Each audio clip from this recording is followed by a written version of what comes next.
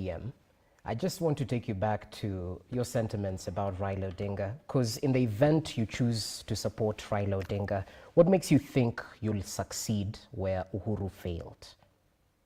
Persuading the mountain to vote for him. I don't know. Well, let's cross the bridge when we reach there. Does Raila Odinga wants to be president, or he wants to support William Ruto? I think let's leave that discussion to when Raila Odinga has made up his mind. If he decides he wants to be president, then we can have that conversation. I think right now it is premature to talk about his candidature because we are not sure. I'm listening to Ruto people saying that he'll support Ruto. I'm listening to some ODM people whom the president has paid. And the president is very good in dividing people. And let me tell the ODM people, the same way he tried to divide the mountain, he's going to divide ODM. And you can see already some ODM characters who are being paid are already dividing ODM. You can find there is one section in ODM that is supporting William Ruto. There is another one of Akina, Sifuna, Orengo, Anyang, who are talking a different language. I see very serious attempt by the president to divide ODM.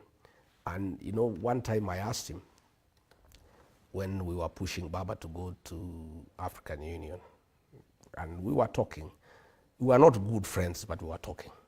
We would have a conversation. And I asked him, this Raila thing you are pushing, what's the end game? He said, fine, we want this Mzee to go to AU so that I can take over his block. I said, how will you take it up? He said, let's the ODM, I'll finish it, I'll destroy it, I'll take it over. And once Baba is gone, I'll have a few days, I'll get the MPs, everybody rally them behind me. That's what he told me then. And I think if Baba went, to a certain extent, he would have succeeded in dividing ODM. I don't think that is possible now, because I think Raila Odinga has built ODM for 20 years. I don't think even if he wants to work with William Ruto, he'll allow him to destroy ODM. I think he'll still want to have ODM as a strong party. And if he wants to have a coalition with William Ruto, he would have ODM as a distinct political entity. What I would not understand is at what he would be in that coalition, because Raila's dream has been to be president. And by his status, even age, experience, exposure, he's presidential. I don't know what other role he would play in a coalition with William Ruto, but that's his decision. Once he makes a decision what he wants, then we can have that discussion. But I think it's premature now to because we don't know. Because I hear a lot of Kaluma, Junet, those they are saying that they are backing William Ruto.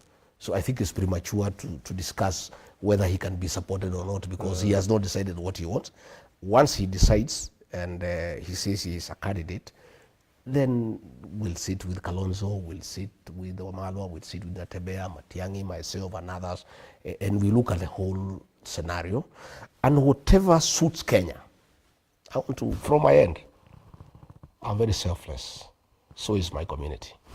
Whatever suits Kenya, whatever formula that can work to restore this country, to bring back our country, to fix our economy, to fix our foreign relations. As we speak, we are in very bad state. And even, by the way, we had a very good candidate for the AU seat, Raila Odinga. But the president buggered it, by the way. You know, and I feel for Raila Odinga. And by the way, I wished him well. And honestly, from the bottom of my heart, I really wanted him to be the AUC chairman so that he can have a dignified exit. This is a man who has gone through hell. He has been in detention for 8 years. He almost lost his family. He's a man who has really struggled. He was championed the second liberation. He has fought for democracy. He was very instrumental in the 2010 constitution. I honestly, from the bottom of my heart, felt that if he became the AUC chair, it was a very dignified exit for a man who has given his life for this country. It didn't work because the government buggered it. By the way, had President William Ruto kept off that campaign, Raila would have been elected. All right. The minute he made, you know, people hate projects. Not just here in the country, but even in Africa and the world. Raila Odinga was perceived to be a William Ruto project to take him to the AU to sort out his political problems in Kenya. And therefore, many African presidents had a problem with that, from what we gather.